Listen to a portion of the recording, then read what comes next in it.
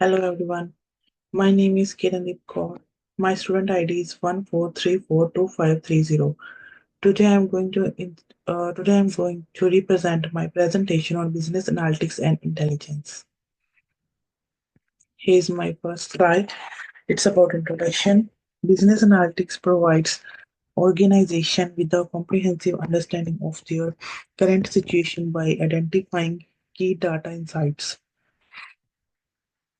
which serves as a foundation for further analysis and decision making. The use of a business analytics leads to improved decision making, better operational performance, and the identification of emerging trends and opportunities. A successful integration of business analytics fosters a data-driven culture, enhancing both individual and group performance. Additionally, business analytics significantly improves firm performance by boosting operational effectiveness and efficiency. Now I'm going to slide number next. It's about industry.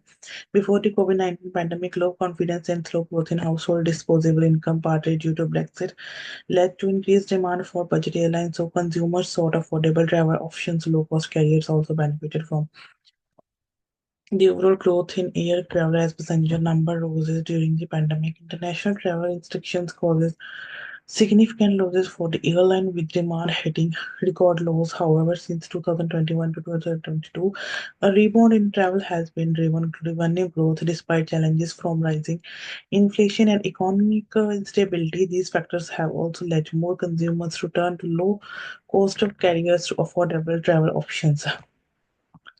Now I'm going to next slide. It's also about the industry. As the over next 5 years, revenue is expected to grow at a 4% compound annual rate and reaching 13.5 billion pounds, driven by stronger demand for air travel, especially low-cost flights. Growth will be supported by low-cost airlines expanding their bases and fleets. However, profit margins may face pressure from aircraft investments and competition. To differentiate and enhance the customer experience, low-cost airline will need to innovate and improve their services. My next slide is about the companies. As the companies are EasyJet Airline Company Limited, Jet2.com, Rena UK Limited, Northern Air UK Limited. And my next slide is about regulatory authority. As these authorities are Civil Aviation Authority, the Association of UK Airlines, the British Business and General Aviation Association, International Aviation Organization, Department for Transport, International Air Transport Association. So my next slide is about the SWOT analysis, about its strengths and weaknesses. As the strengths are high and rising entry barriers, low and rising assistance levels, low imports and low products or services levels, and concentration. And weaknesses are extremely high volatility, fierce competition, low profit compared to the sector average, concentration, high capital requirements, and high customer class. And its opportunities are high growth in revenue, and its threats are associated with UK residents traveling abroad, drivers with poor performance, actual disposable income for a household. Now I'm moving to a next slide. It's about industry data revenue per employee. As an area chart depicts that the revenue per employee for the past few years and forecasted values in this chart. And in next, I the chart shows industry data average wages. As an area chart depicts the average wages of the industry for the past few years and forecasted values. Now I'm going to next slide. It's about industry data employee per establishment. As a bar chart shows the average employee per establishment for unit for the past few years and forecasted values. Now I'm moving to slide number 11. It's about descriptive analysis for Norwegian Air UK Limited.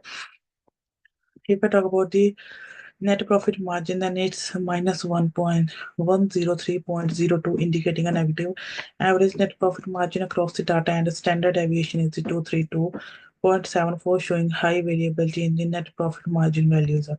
And its turnover in millions is 3861.90, suggesting the average turnover in 3.861.90 million, and its standard deviation is 1954.80, indicating substantial variability in turnover. If we talk about its book value per share, it's 18.62, the average book value per share, and its standard deviation is 7.45, showing moderate variation in book value per share. and its current ratio is 0.44, indicating a generally low average current ratio, and a standard deviation is 0.55, suggesting a significant variation in current ratios across the data.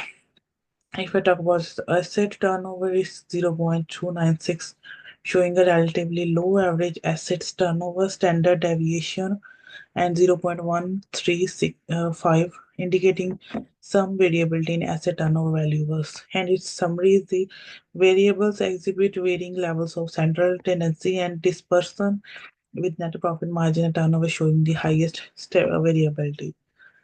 Now I'm moving forward. The next slide is about predictive analysis analytics for Norwegian Air UK Limited. Its net profit margin has a strong positive correlation with asset turnover and has moderate positive correlation with turnover. And it has a weak correlation with book value per share and a strong negative correlation with the current ratio. And its turnover in millions is strongly correlated with the net profit margin, and asset turnover are very weakly with book value per share and current ratio.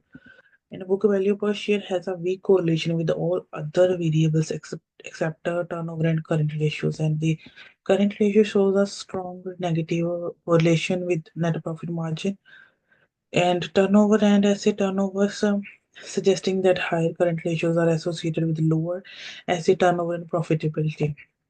Asset turnover shows a strong positive correlation with net profit margin, and turnover has a strong negative correlation with current ratio. And in summary, asset turnover has the strongest relationship with other variables, especially with the net profit margin, while current ratio is negatively related to most other variables. Now I'm moving to the next slide. It's about the relation between net profit margin and book value per share. The regression line and the value for square 2 is the calculator as y is equal to 0.03637x plus 29.779. R square is equal to 0.1157 respectively. Now I'm moving to next slide. It's about a regressional analysis. This model doesn't explain much of the variations in dependent variables, and the net profit margin is not a statistically significant predictor in the case. Multiple R indicates a weak correlation between the independent and dependent variables, and R square shows that only 11.6% of the variances in the dependent variable is explained by the model, suggesting a poor fit. And adjusted R square is very slow, indicating that the model doesn't improve much when accounting for number of predictors. Now I'm moving to the next slide. It's about relation between net profit margin and the book value per share as a regression line, and the value of R square 2 is calculated as y is equal to 0. Minus 0.2099x plus 0.3912, and R square 2 is equal to 0.7141 respectively. Now I'm going forward. Next slide is about the regression analysis as a multiple R indicates a strong positive correlation between the independent and dependent variables, and R square shows that 71.4% of the variances in the dependent variables is explained by the model. Adjusted R square adjust R square to for the number of the predictors, providing a more accurate measure of modulator, and standard error reflects the average distance between the observed value and the regression line. The model is statistically significant, with the current ratio being a significant negative predictor of the dependent variable. Now I'm moving to conclusion. Business analytics plays a crucial role in the UK postal and courier sectors, driven by the growth of e-commerce, sustainability efforts, and technological innovations. Major companies like Royal Mail and Amazon Logistics are leveraging business intelligence tools, including AI and data analytics, to enhance customer satisfaction, streamlines operations, and stay competitive. This sector's expansion is largely fueled by e-commerce growth and sustainability initiative. Additionally, and regulatory pressure and competitive demands make data-driven decision-making essential for success in the industry. And the key factors includes AI and data analytics transforming and operations growth fueled by sustainability efforts, e-commerce driven expansion, and the necessity of the data-driven decision making through the regulatory and the competitive pressure. So here are some of my references, and so that's all. from myself. Thank you.